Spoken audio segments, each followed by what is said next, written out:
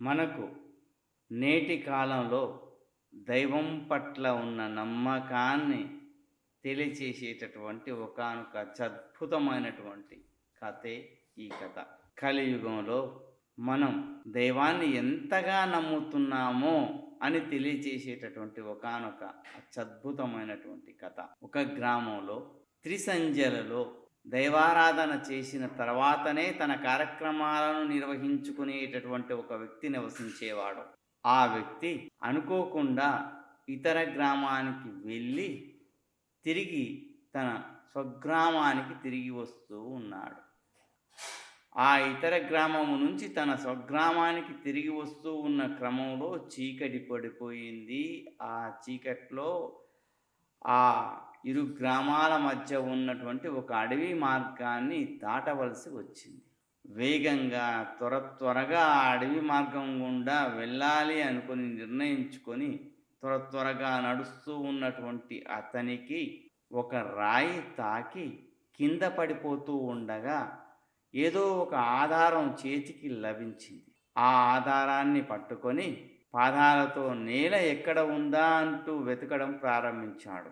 కానీ ఎంత వెతికినా అతనికి ఆధారం నేల అనేది దొరకలేదు. చీకటి పడిపోయింది. క్రింద ఏముందో అతనికి తెలియడం లేదు. అసలే అడవి మార్గం. ఆ ఊడను ఆధారంగా అతను ఆ రాత్రి మొత్తం ఉన్నాడు.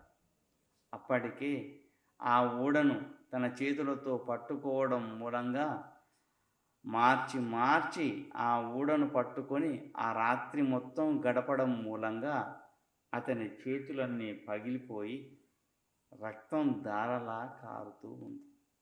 తెల్లవారుతూ ఉండగా అతను ఆ క్రింది వైపు చూడగా పెద్ద అగాధం. ఆ భగవంతుని మూలంగానే నేను ఇప్పటికీ బ్రతికి ఉన్నాననుకొని ఈ మర్రిగూడ సహాయాన్ని ఆ భగవంతుడే నాకు ఇచ్చాడనుకొని భావించి ఆ మర్రిగూడను పట్టుకొని ఎవరైనా ఉంటే కాపాడండి అంటూ బిగ్గరగా అరవడం ప్రారంభించాడు. ఇలా ఎన్నిసార్లు బిగ్గరగా అరిచినా కూడా ఎవ్వరూ రాలేదు. కానీ అతడు కృంగిపోయి కృషించిపోయి చివరికి భగవంతుడా నన్ను నీవే కాపాడు అంటూ అర్చించాడు. అలా అర్చించిన మరుక్షణమే ఒక వ్యక్తి ఆ సమీపానికి వచ్చాడు. అప్పుడు ఆ మర్రి ఊడను పట్టుకున్నటువంటి వ్యక్తి ఎంతో ఆనందపడిపోయి ఆ వ్యక్తితో, నాయన నన్ను ఎలాగైనా కాపాడు అంటూ అతనిని ప్రాధేయపడ్డాడు.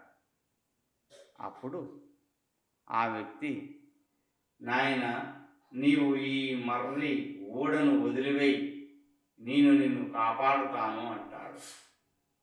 వెంటనే ఆ మర్రి ఊడను పట్టుకున్నటువంటి వ్యక్తి, నాయన కింద అగాధం ఉంది, ఈ మర్రి ఊడను నేను వదిలివేస్తే ఆ క్రింద పడి మరణిస్తాను, ఎలాగైనా నన్ను కాపాడు దయచేసి అని అంటాడు. అప్పుడు ఆ వ్యక్తి, నాయన నీవు ఏమని సంబోధిస్తే నేను ఇక్కడికి వచ్చానో తెలుసా అంటాడు. నీవు ఇంతకు ముందు వరకు ఏమని సంబోధించావో గుర్తు చేసుకో అని అన్నప్పుడు, ఎవరైనా ఉంటే కాపాడండి అంటూ బిగ్గరగా అర్చాను నాయన, అంతే అంటాడు. అలా కాదు, చివరగా నీవు ఏమని సంబోధించావు అని అడగగా అతను, భగవంతుడా నన్ను నీవే కాపాడు అంటూ అర్థించాను నాయన అని అంటాడు. నేను సాక్షాత్ భగవంతుణ్ణి, నీవు నిత్యం పూజించేటటువంటి ఆ భగవంతుని నేనే. ఈ కలియుగంలో ముప్పొద్దుల త్రిసంధ్యలలో దేవారాధనను చేసిన ఫలం మూలంగానే నీకు నేను దర్శనమిచ్చాను. నీవు ఆ మర్రి ఊడను వదిలిన మరుక్షణమే నేను నిన్ను కాపాడుతాను, వదిలివేయి అంటాడు.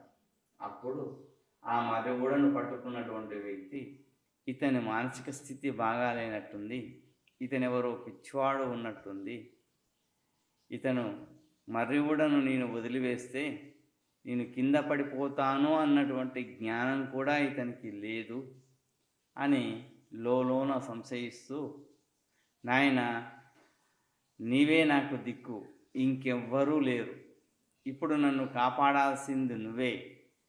ఈ మర్రిగూడను వదిలివేసి అగాధంలో పడి మరణిస్తాను నాయన, ఎలాగైనా కాపాడు అని దీనంగా అర్థిస్తాడు. అప్పుడు ఆ వ్యక్తి, నాయన, నీవు ఎంత అజ్ఞానంలో ఉన్నావు, సాక్షాత్ దైవాన్ని నేను, భగవంతుని నేను, నన్ను నమ్మి నీవు ఆ మర్రిగూడను వదిలివేసేయి. ఈ రకంగానైతే ప్రహ్లాదుడు నన్ను నమ్మి తన తండ్రి అయిన హిరణ్యకశిపుడు కొండపై నుంచి దూకు అన్న మరుక్షణమే అతను నా పట్ల పూర్తి విశ్వాసాన్ని ఉంచి ఆ శ్రీహరే నన్ను కాపాడుతాడు అన్నటువంటి పూర్తి నమ్మకాన్ని ఉంచి దూకిన కారణంగానే ఆ ప్రహ్లాదుని రక్షించాను. ఆ ప్రహ్లాదుని ఏ రకంగానైతే నేను రక్షించానో నిన్ను కూడా అదే రకంగా నేను రక్షిస్తాను. ఆ ప్రహ్లాదుడు నా పైన పూర్తి నమ్మకాన్ని, పూర్తి విశ్వాసాన్ని ఉంచి అతను తండ్రి చెప్పిన మరుక్షణమే నా పట్ల విశ్వాసాన్ని ఉంచి దూకినందుకు కానే అతనిని నేను రక్షించాను. నీవు కూడా నా పట్ల పూర్తి విశ్వాసాన్ని, పూర్తి నమ్మకాన్ని ఉంచి ఆ మర్రిగూడను వదిలివేయి, నేను నిన్ను ఖచ్చితంగా కాపాడి తీరుతాను అని అంటాడు.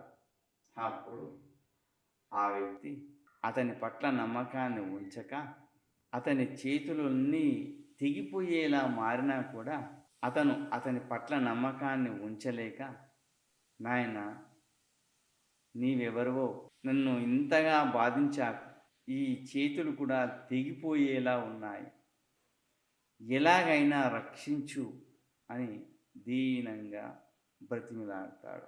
అయినా కూడా ఆ వ్యక్తి ఒక చిరునవ్వు నవ్వివేసి, నాయన, నేను సాక్షాత్ దైవాన్ని, ఈ సమస్త సృష్టిని సృష్టించినటువంటి వాడను నేనే, ఈ విశ్వనాథుడను నేనే, ఈ సమస్త విశ్వానికి ఆధారభూతుడను నేనే. నీవు నా పట్ల నమ్మకాన్ని ఉంచనందుకు కాను నేనిక వెళ్ళిపోతున్నాను, సెలవు అంటూ అతని ముందే అంతర్ధానమైపోయాడు. ఆ తర్వాత ఈ వ్యక్తి చేతులను మర్రిగూడలు కోసివేయడం మూలంగా అతను అగాధంలో పడి మరణిస్తాడు. ఇది మనకు నేటి కాలంలో ఉన్నటువంటి నమ్మకం. త్రిసంధ్యలలో దైవారాధన చేసేటటువంటి అటువంటి వ్యక్తే ఆ దైవాన్ని ఆ రకంగా పూర్తిగా విశ్వసించలేదే.